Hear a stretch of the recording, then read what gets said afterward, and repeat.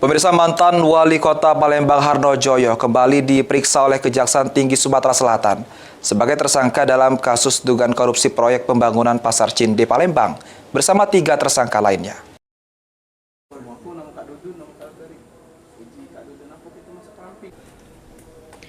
Mantan Wali Kota Palembang Harnojoyo kembali diperiksa tim penyidik Kejati Sumatera Selatan terkait dugaan kasus korupsi proyek pembangunan Pasar Cinde Palembang. Dalam pekerjaan kerjasama mitra bangun guna serah pemanfaatan barang daerah berupa tanah di Jalan Sudirman, kawasan Pasar Cinde Palembang tahun 2016-2018.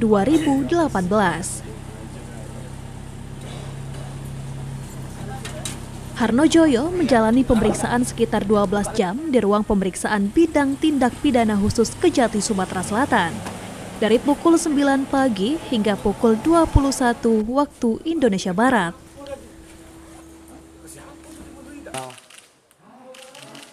Pada saat ditanya terkait BPHTB Pasar Cinde, Harnojoyo enggan memberikan komentar dan hanya melemparkan senyuman kepada media sembari menuju mobil tahanan yang membawanya kembali ke rutan Pak Jo Palembang.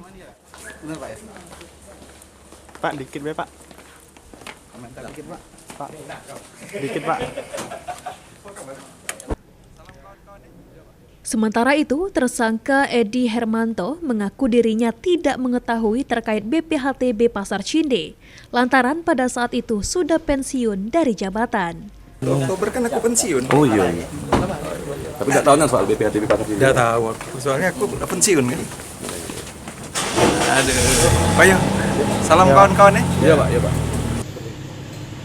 Selain Harnojoyo, Kejati Sumsel juga memeriksa 3 tersangka lainnya, yakni mantan Gubernur Provinsi Sumatera Selatan Alik Nurdin, Ketua Panitia Pengadaan Badan Usaha Mitra Kerjasama Bangun Gunasera Edi Hermanto, dan Kepala Cabang PTMB Rai Marius Naidi.